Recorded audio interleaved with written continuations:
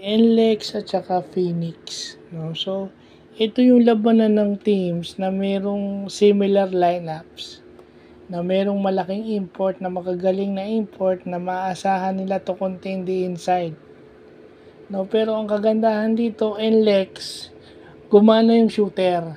And si Robert Bolick is magaling na daw doon sa kanyang iniindang sakit. So, last game, may sakit lang talaga si Bolick, kaya ganun yung kanyang laro. Pero kung walang sakit, nakita nyo naman kung gaano kahusay, di ba? Bumawi. No? At saka, sana, yun lang, no? Sana makakuha itong NLEX ng legitimate big guy, no? Kahit isa lang, kasi pag Philippine Cup, kawawa sila eh. Meron naman silang Mike Miranda eh, di ba? Tsaka meron pa nga silang mga gwardyang hindi ginagamit. Sana magamit lahat ni Coach Chong yun. No? Kasi umigsi yung lineup niya eh. No? Dahil siyempre palapit na yung playoffs. Pero sana habang ganun eh. Kasi depende rin sa kalaban mo. Pero sana gamitin ng gusto yung bench. Ma-maximize yung lahat ng player. Kasi para pwede mong ilagay si Tony Semerad sa number 3. No, kasi hindi mo naman gagamitin. Ewan ko bakit si Sean Anthony hindi ginagamit. O pwede naman 'yon. Yeah. So, yun lang, gumana lang yung shooter ng at saka nagka-sprain daw si Kevin eh. No. So, maganda sana yun si Bolick at saka si Kevin nagpapalitan or magkasabay sa loob. Sana ilagay lang si Tony sa tres. No, o kaya gamitin si Sean Anthony, no. Kasi pwede namang small forward si Sean Anthony. Parang ang laro eh, Bong Quinto type, di ba?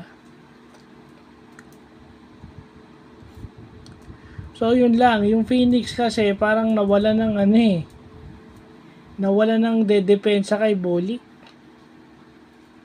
Yun lang yung sinasabi ni Dr. J na dapat yung pag-pick up kay Bolick hindi masyadong mataas. Kasi pag masyadong mataas yung pag-pick up mo kay Bolick, pag naiwanan ka dun sa pick, dahil ang laki-laki ni Watkins eh, di ba? Pag naiwan ka dun sa pick na yun, yari ka na kay Bolick. So, dapat yung tamang nasa 3-point line lang. 4-point line lang, 3-point line lang yung pick up mo. Kasi para may pagkakataon ka pang maiwasan yung pick. At itong si Robert Henderson, gumana kasi. Tsaka itong si Policarpio. As usual, laging laro ng Phoenix. Kung hindi mo in-start itong dalawang veterano, yun na yun eh. Diba nasabi ko nga nung nakaraang vlog, dapat in-start mo kahit isa dun sa kay R.R. Garcia tsaka kay Adri Azul. Isabay mo kay Tyler, diba? Tingin ko put Tyler on the 2 guard na hindi na siya kailangan magbaba ng bola para makuha niya agad yung puntos niya dahil yun naman talaga ang rin ni Tyler eh, no? Para uminit siya, magkakumpiyansa siya para kung malamangan man kayo dahil may mainit na si Tyler, makakabali kayo.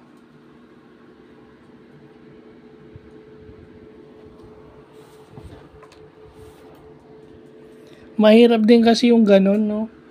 Na bibiglain ka ng... Actually, yung Watkins nga maraming foul. 4 yung foul ng Watkins, hindi nga napagsamantalahan eh. Dapat binigay na lang kay Smith yung bola eh. Then pag nag-collapse, kaso yun lang, sinong titira eh, nagmamamalas din yung Tsaka hindi lang naman pag kinik-out, hindi, get high percentage at drive kayo, hayaan yung fouling kayo ng NLEX at tumira ng free throw. Hindi ko kasi maintindihan sa Phoenix eh, tira ng tira sa 3 points. O yung pag hindi pumapasok ang 3 points, o anong silbi niya?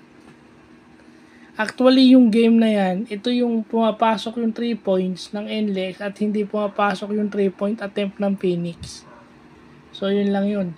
Kaya sila nanalo dahil yung mga tira na naipasok nila nung third quarter, nagtuloy-tuloy hanggang fourth.